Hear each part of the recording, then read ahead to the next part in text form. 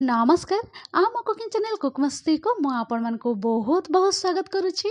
आज मु आपण मन का पई नै के आसी बहुत ही सहज उपाय रे लाउ बड़ी तरकारी रा रेसिपी। आपण माने भी एही उपाय रे थरे ट्राई करंतु लाउ बड़ी तरकारी खाइबा पे गरम गरम बहुत ही बढ़िया लागिबो।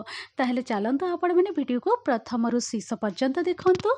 आ एही रेसिपी आजिर आपण मन को जदि टिके भी पसंद आसिले लाइक तो गोटे निहाती करिवे। चैनल रे पर्यंत नुआ ताले कुक मस्ती चैनल को सब्सक्राइब करबा पे जमारू भूलिबेनी।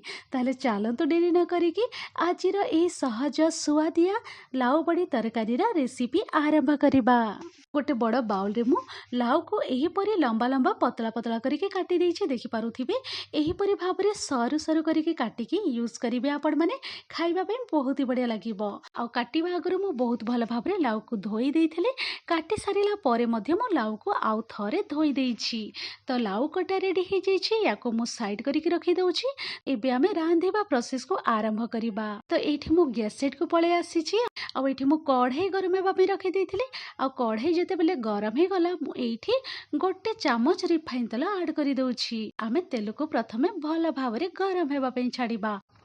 प्रथमे आमे बड़ी को भाजी देबा। एठी मु गोटे छोट बाउल रे बड़ी नै जेइथिले ताको एठी आमे ऐड करि देबा तेल रे।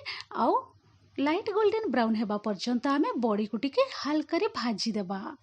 तो ये देखि पारुथिबे बड़ी पूरा बहुत भला भाव रे भाजी हो जाइछि। तो चलंतु ए बड़ी सब को कढ़ाई रु काढ़ी के गोटे प्लेट को आमे ट्रांसफर करि देबा। आउ थरे मु सेई सेम कढ़ी नै जाइछि। तेल को ऐड करि सारिला परे गरम हेबा पई छाडी देबा। गरम हे गला परे एठी मु छोट चामच रे आधा चामच जीरा ऐड करि दउछि। जीरा ऐड करि सारिला परे एठी गोटे तेजपत्र को खंड करके एठी मु ऐड करि दउछि। जीरा तेजपत्र भल भाव रे एठी हे गलानी। देखि पारुथिबे जीरा फुटी आसिलानी।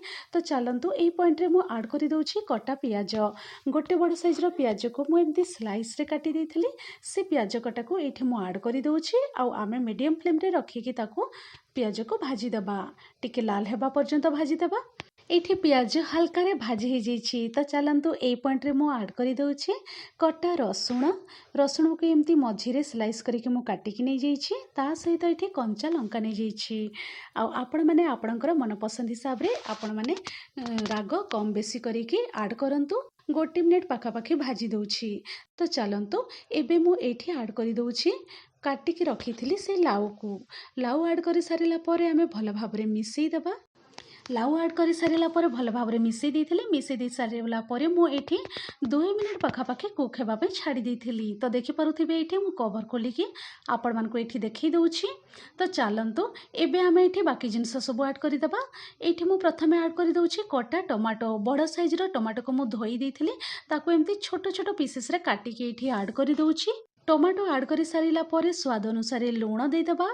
हळदी पाउडर हाफ चामच ऐड करि दउछि। ता सहित हाफ चामच एठी ऐड करि दउछि रेड चिली पाउडर। तापरे एठी मु ऐड करि दउछि जीरा पाउडर नै जाइछि गोटे छोट चामच। आउ गोटे छोट चामच रे हाफ चामच मु एठी नै जाइछि धनिया पाउडर नै जाइछि। एतिकी मसला दे सारिला परे आमे भल भाबरे मिसेई देबा।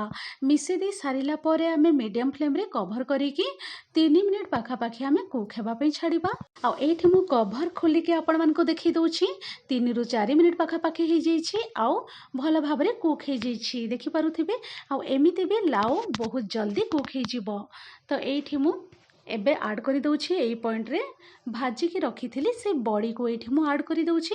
बड़ी को दे सारिला परे भल भाबरे आमे मिसेई देबा। मिसेई दे सारिला परे एठी मु गोटे छोट चामच रे 1/4 टीस्पून एठी ऐड करि दउछि गरम मसला। गरम मसला दे सारिला परे आउ थरे आमे सब जिंस को भल भाबरे मिसेई देबा। मिसेई दे सारिला परे गोटे मिनिट एमिति ही आमे कुक हेबा पे छाड़िबा। आ गोटे रु 2 मिनिट हे जाइछि। देखि पारुथिबा सब जिंस भल भाबरे कुक हे जाइछि। ए लाउ तरकारी रे मो बिल्कुल भी पानी यूज करिनी। एमिति ही आपण माने भी लो टू मीडियम फ्लेम रे रखिकी आपण माने कवर करिकी लाउ तरकारी को एमिति कुक करंतु। लाउ रो जो पानी रिलीज हेबो सेथि ही तरकारीटा सिझी जिवो। खाइबा पे बहुत ही स्वादिया लागिबो। तो चलंतु एबे पूरा रेडी हो जाइए लाउ बड़ी तरकारी। एबे मो फ्लेम को लो रे रखी दउछि और एठी कट्टा धनिया पत्र ऐड करी दउछि। तो देखि पारुथिबे कट्टा धनिया पत्र मो एठी ऐड करी देइछि। एबे आमे भल भाबरे मिसई देबा। मिसई दे सारिला परे रेडी हो जाइए। आपण माने भी एई प्रोसेस रे निहाती भाबरे थरे ट्राई करंतु और गरम गरम भात सहित आपण माने परसंतु। आ आज रे ही सुवादिया सहज लाउ बड़ी तरकारी रे रेसिपी आपण मानको टिके भी पसंद आसीथिले लाइक गटे निहाती करिवे। चैनल रे पर्यंत नुआ ताहले कुक मस्ती चैनल को सब्सक्राइब करिबा पई जमारे भूलिबेनी। Thanks for watching.